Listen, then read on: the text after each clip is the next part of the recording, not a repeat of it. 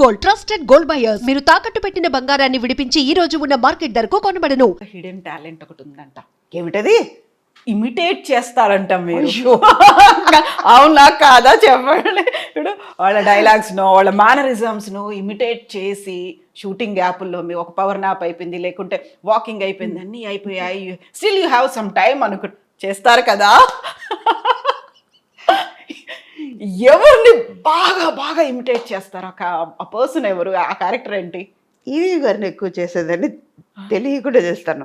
మా గురు కే బాలచంద్ర గారిని చేస్తాను. మహానుభావుడు ఎక్కడ పుట్టారో ఏమో కానీ ఇవాళ నేను లక్షలు సంపాదించవచ్చు, కోట్లు సంపాదించవచ్చు. నాకు నడక నేర్పించారు. ట్రూ.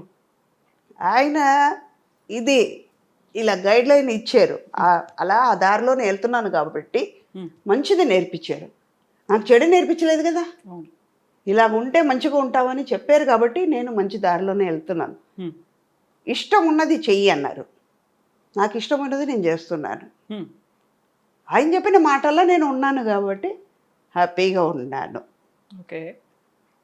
ఆ తర్వాత ఇంకోటి ఏంటంటే ఆయనలో ఉన్నది ఏంటంటే చాలా టెన్షన్గా ఉంటారు ఆయన బాలచంద్ర గారు. మామూలుగా ఉండరు. ఆయన అంత ఒక ఆర్టిస్ట్ని అప్రిషియేట్ చేసేవాళ్ళు ఎవరు లేరు. ఆయనతో ఇవాళ వర్క్ చేసిన ఆర్టిస్ట్ అందరూ ఇది గర్వంగా చెప్పుకుంటా నేను.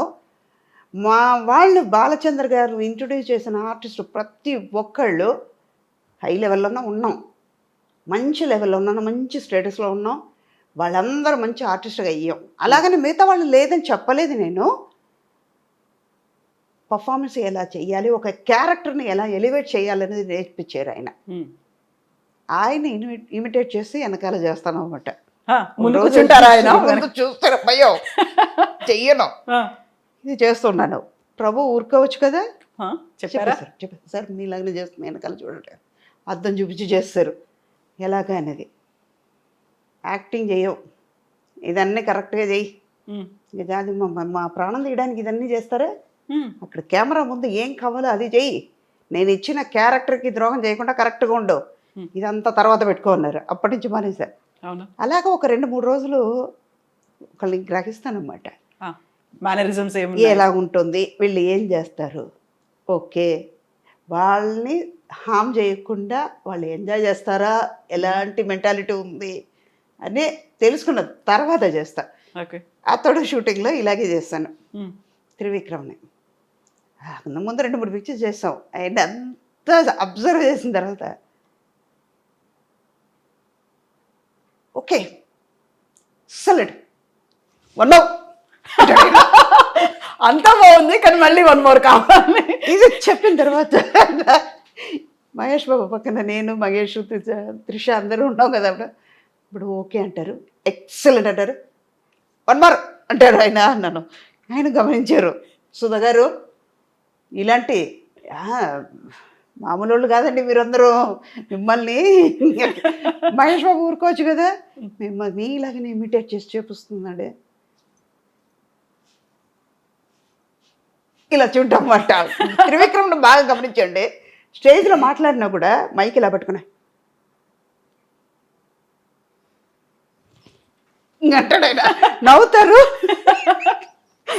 ఆ తర్వాత వాయిస్ వస్తుంది, మాట వస్తుంది.